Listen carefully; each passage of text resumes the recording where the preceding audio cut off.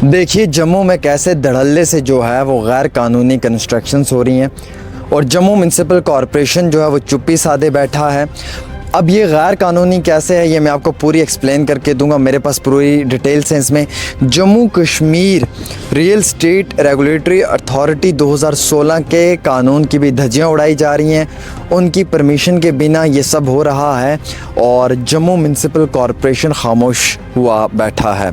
हालांकि ये जो आप मेरे पीछे इमारतें देख रहे हैं जिनकी कंस्ट्रक्शन चल रही है, ये 4 अलग अलग नक्शे पास करवाए थे, लेकिन अब जब मौके पे तामीर हो रही है तो ये पूरा एक रेजिडेंशियल जगह में जो है वो कमर्शियल तरीके के फ्लैट्स की जो है वो एक तस्वीर निकल कर सामने आ रही है।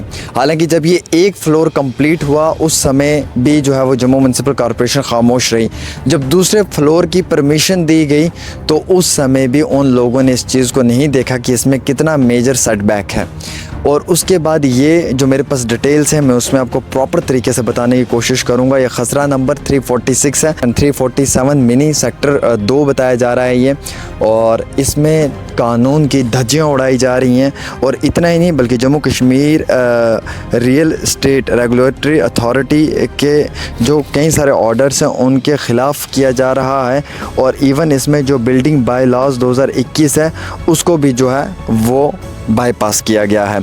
यानी कि जिस शख्स ने यहाँ पे कंस्ट्रक्शन करने की कोशिश की है बड़ा शातिर है, बड़ा चालाक है, वो उसने बड़े प्रॉपर तरीके से ये सब चीज़ें की हैं। ये कोई ऐसा हम कह सकते हैं कि जिस तरीके से कानूनी तौर के ऊपर कोई बिल्डर माफिया हो या फिर लैंड माफिया हो, ये वही लोग इस तरीके से शातिर तरीके से सब चीज़ें करते हैं। अब ज़मीन ये जो प्रॉपर है जिस पे फ्लैट्स बन रहे हैं या ये जो इस पर कंस्ट्रक्शन हो रही है किसके नाम की है, एक पूरी ज़मीन उसमें जो एरिया मेंशन किया हुआ है जिसमें कि 10,193 स्क्वायर फीट बताया गया है, ये किसके नाम पे है। पहली बात तो ये है।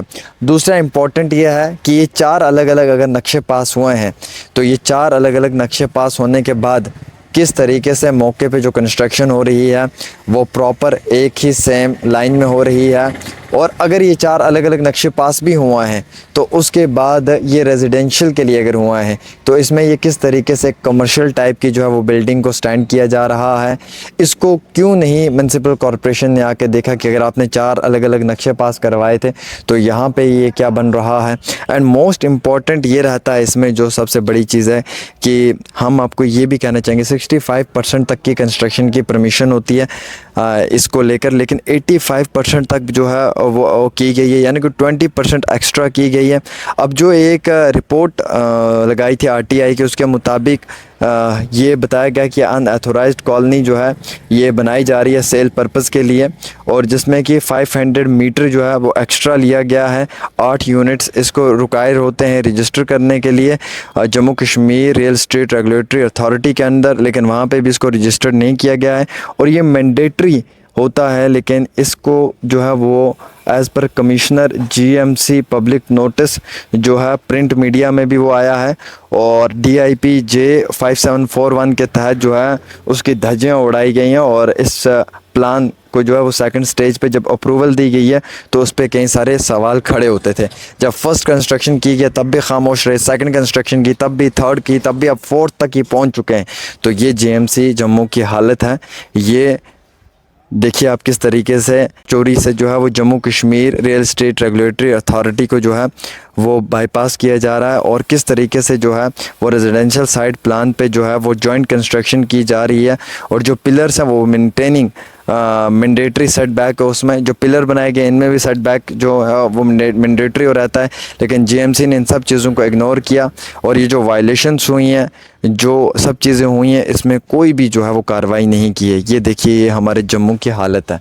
और जब एक आम इंसान अगर एक झोंपड़ी बनाता है उसके ऊपर अगर एक छोटी सी यानी कि अगर एक छत लग जाती है उसे उखाड़ के फेंक देते हैं GMC वाले।